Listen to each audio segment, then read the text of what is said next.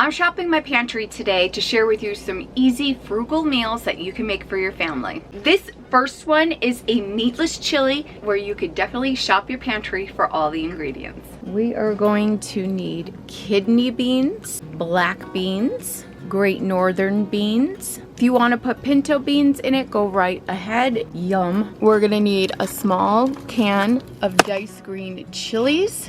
You can also add jalapenos for more heat if you would like. We'll need some tomato paste and some diced tomatoes. Okay, we are doubling this recipe. So I'm gonna rinse my beans. I added my beans to my slow cooker, and now we're gonna chop up a green pepper, a red pepper, and an onion. I'm also going to mince in a few garlic cloves, probably about 4, just to get a couple of teaspoons of minced garlic. Now we're going to add our tomato paste in, and then our cans of diced chilies and our diced tomatoes.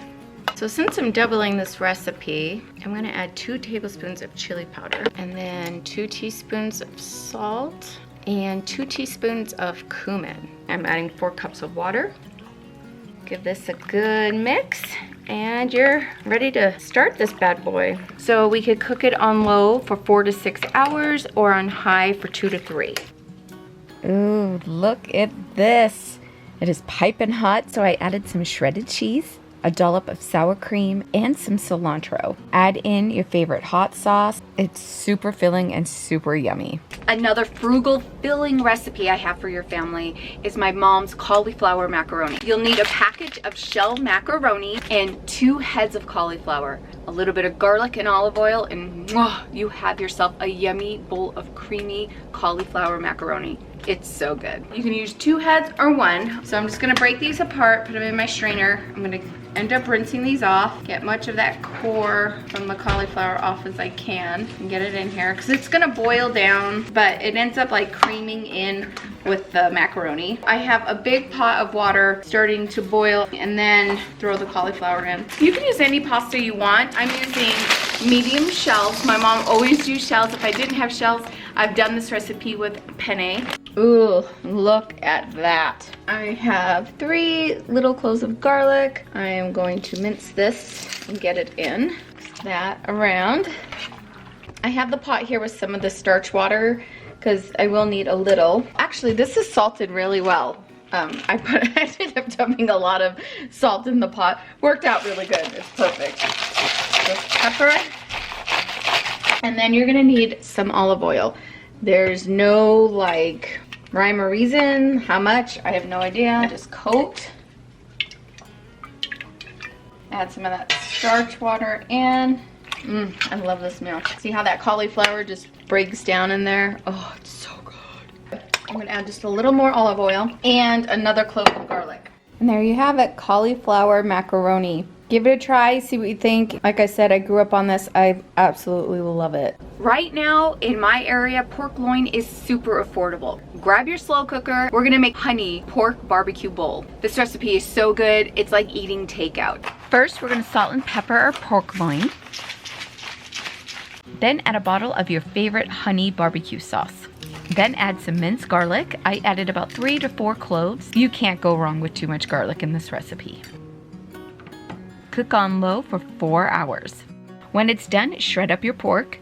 Take some of that yummy honey garlic barbecue sauce from your slow cooker and mix it in with your pork. We had some leftover rice, so I heated this up in the microwave, and then I steamed up some broccoli. And for this, you can also use a medley of stir-fried vegetables. And there you have it, an easy frugal meal that will fill the bellies and satisfy everyone's taste buds.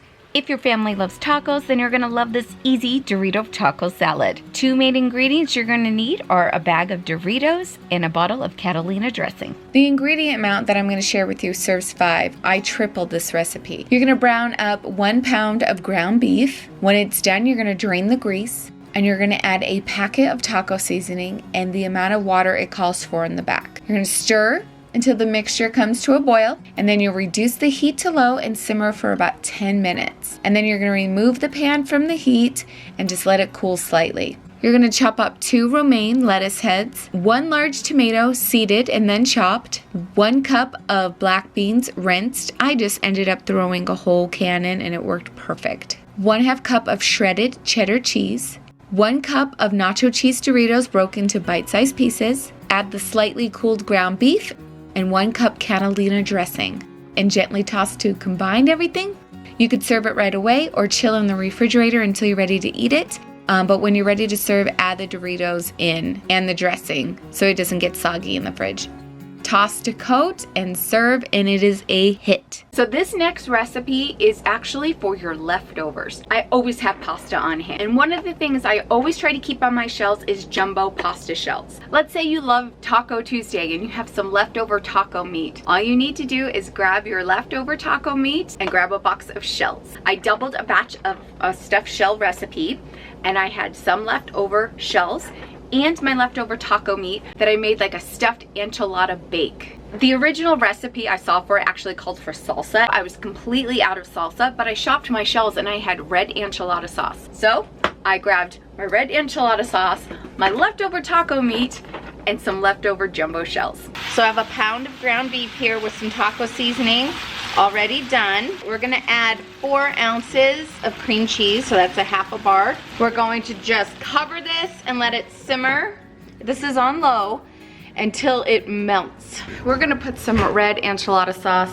I'm going to stuff the shells, put it in here, top it with more of the enchilada sauce. I'm gonna put some of this cheese on top. We're gonna cover it and bake it maybe 10 to 15 minutes. See how it looks. And then you could garnish it with green onions, olives, sour cream. You can make this into a freezer meal as well. I'm gonna get this in the oven and we'll see what it looks like when it's all done.